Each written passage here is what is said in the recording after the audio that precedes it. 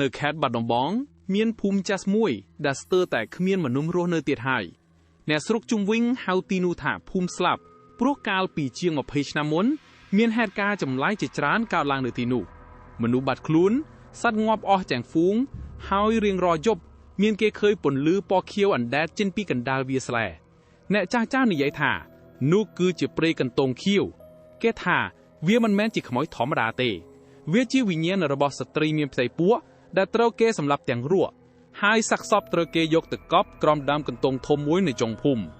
ចាប់តាំងពីថ្ងៃនោះមករាល់យប់ភ្លៀងឬយប់ខ្យល់ត្រជាក់ពន្លឺខៀវនឹងលេចឡើង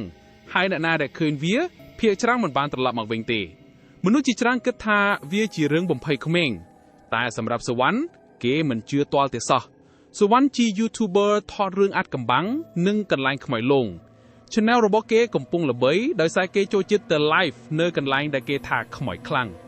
ថ្ងៃមួយគេទទួលបាន comment រាប់រយឲ្យទៅសាកភូមិចាក់នោះបងបើហ៊ានទៅ live នៅភូមិនោះខ្ញុំ donate $500 សុវណ្ណសាកភ្លាមសម្រាប់គេអ្វីគឺ content ប៉ុន្មានថ្ងៃក្រោយគេធ្វើដំណើរទៅទីនោះជាមួយ cameraman ម្នាក់ឈ្មោះមេងពួកគេទៅដល់ចិត្តល្ងាចផ្លូវចូលភូមិស្ងាត់ខ្លាំងស្មៅដុះក្របផ្លូវហើយផ្ទាវភៀកច្លានបាក់បែកដូចគ្មានមនុស្សនៅយូរឆ្នាំអារម្មណ៍មិនល្អទេមេងនិយាយទៀបសុវណ្ណសើចអារម្មណ៍បែបនេះទើបបាន view ច្លាននៅចុងភូមិពួកគេឃើញយាយចាស់ម្នាក់អង្គុយលក់ទឹកតែម្នាក់ឯងសក់ស្កៅវែងហើយភ្នែកគាត់ស្រអាប់ដូចមនុស្សមិនសូវឃើញយាយពួកខ្ញុំមកថត YouTube នៅទីនេះយាយចាស់សម្លឹងមុខសុវណ្ណយូរមុននិយាយស្ងួតបើឃើញភ្លើងខៀវកុំដើរតាមវាព្រាយកន្ទងខៀវមែនទេសុវណ្ណសើចតែយាយមិនសើចវិញទេ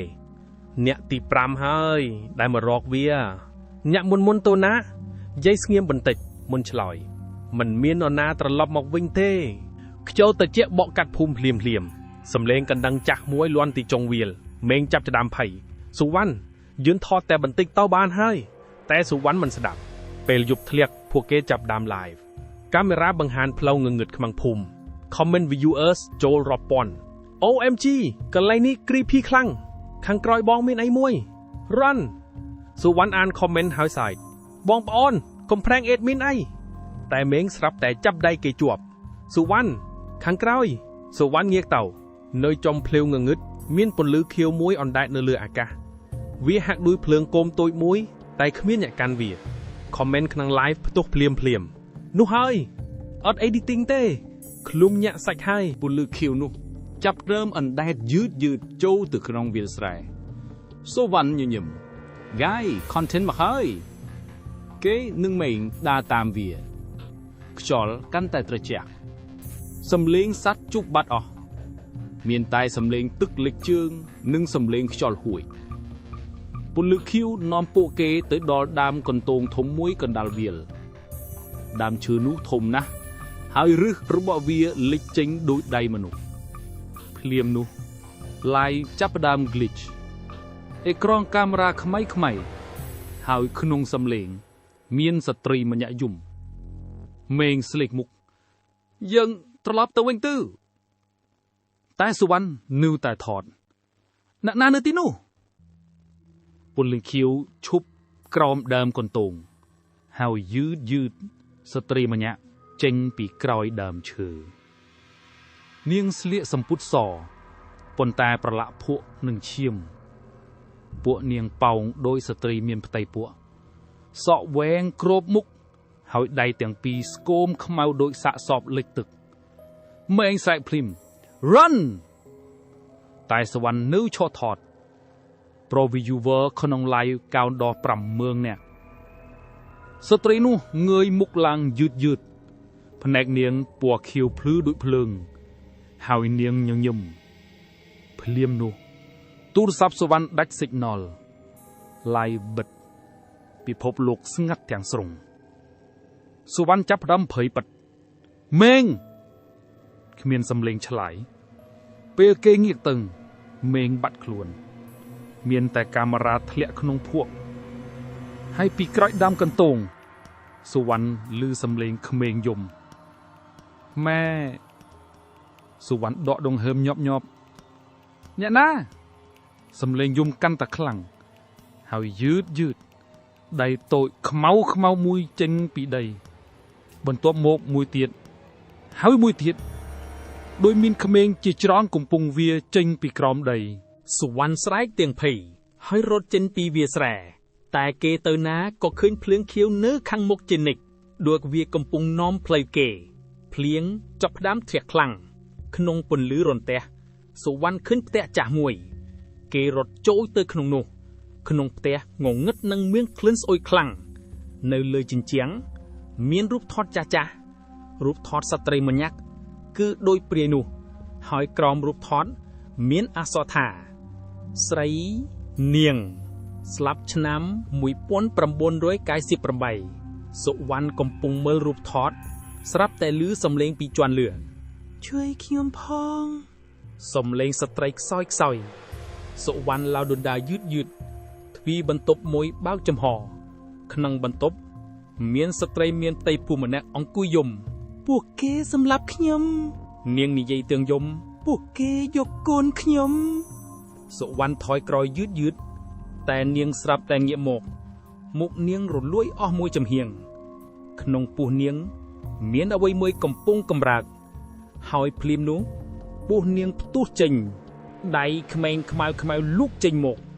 សុវណ្ណស្រែករត់ចេញពីផ្ទះទាំងឆ្កួតតែពេលចេញមកក្រៅគេឃើញភូមិទាំងមូលឈរមើលគេមនុស្សចាស់ក្មេងសុទ្ធតែគ្មានភ្នែកពន្លឺខៀវភ្លឺចេញពីមាត់ពួកគេហើយពួកគេទាំងអស់និយាយព្រមគ្រានៅជាមួយពួកយើងសុវណ្ណរត់រហូតដល់ជើងទន់តែគេទៅមិនផុតពីភូមិនោះឡើយផ្លូវទាំងអស់ដូចវិលជុំរហូតដល់ម៉ោងជិតភ្លឺគេឃើញយាយចាក់ពីមុនឈរមកគេខ្ញុំប្រាប់ហើយកុំដើរតាមភ្លើងខៀវជួយខ្ញុំផងយាយសម្លឹងគេយូរវាមិនចង់បានអ្នកទេអីវាចង់បានអ្នកដែលមើលអ្នកសុវណ្ណមិនទាន់យល់ស្រាប់តែទូរស័ព្ទក្នុងដៃគេភ្លឺឡើងវិញ live stream នៅតែដំណើរការ viewer 80000 នាក់ comment ចុងក្រោយលោតឡើងពេញអេក្រង់ខាងក្រោយបងសុវណ្ណងាកក្រោយយឺតព្រាយកន្ទងខៀវឆក់គៀកមុខគេបំផុតភ្នែកខៀវរបស់នាងភ្លឺខ្លាំងហើយនាងខ្សឹបឥឡូវពួកគេទាំងអស់បានឃើញខ្ញុំហើយ live ត្រូវកាត់ភ្លាមបន្ទាប់ពីវីដេអូនោះត្រូវបានបង្ហោះឡើងវិញដោយផេកព័ត៌មានមួយ Channel របស់សុវណ្ណក៏ផ្ទុះខ្លាំងជាងមុនមនុស្សរាប់លានអ្នកចូលមើល live ចុងក្រោយនៅភូមិចាស់មនុស្សខ្លះថាវាជា marketing trick ខ្លះទៀតថាវាជា ARG ឬ scripted horror តែអ្វីដែលចម្លែកគឺអ្នកដែលមើលវីដេអូនោះដោយចាប់ដើមជួបរឿងដូចគ្នាដំបូងគ្រាន់តែឮសំឡេងស្ត្រីយំពេលយប់បន្ទាប់មកគេឃើញពន្លឺខៀវនៅជ្រុងបន្ទប់ហើយចុងក្រោយមានមនុស្សបាត់ខ្លួនក្នុងរយៈពេល1ខែមានអ្នកបាត់ខ្លួន17នាក់នៅខេត្តផ្សេងគ្នាអ្វីដែលដូចគ្នាទាំងអស់គឺមុនបាត់ខ្លួនពួកគេបានខមមិនលើវីដេអូរបស់សុវណ្ណខ្ញុំឃើញភ្លើងខៀវក្រៅផ្ទះមានស្ត្រីម្នាក់ឈរមើលខ្ញុំពេលគេងជួយខ្ញុំផងខមមិនទាំងនោះក្រោយមកត្រូវ delete ដោយស្វ័យប្រវត្តិរឿងនេះចាប់ផ្ដើមល្បីដល់អ្នកសារព័ត៌មាននិង YouTuber ផ្សេង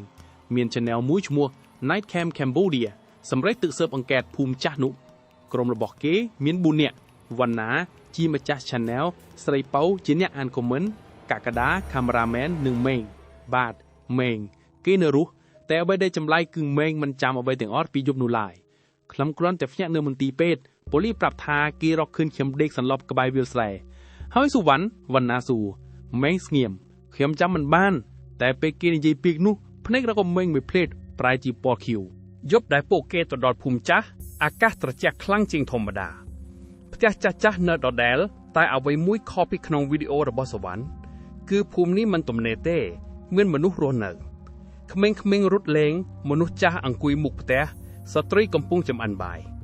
ទាំងអស់មើងទៅធម្មតាខ្លាំងរហូតវណ្ណៃចាប់ផ្ដើមសើចអានេះ fake story ទេដឹង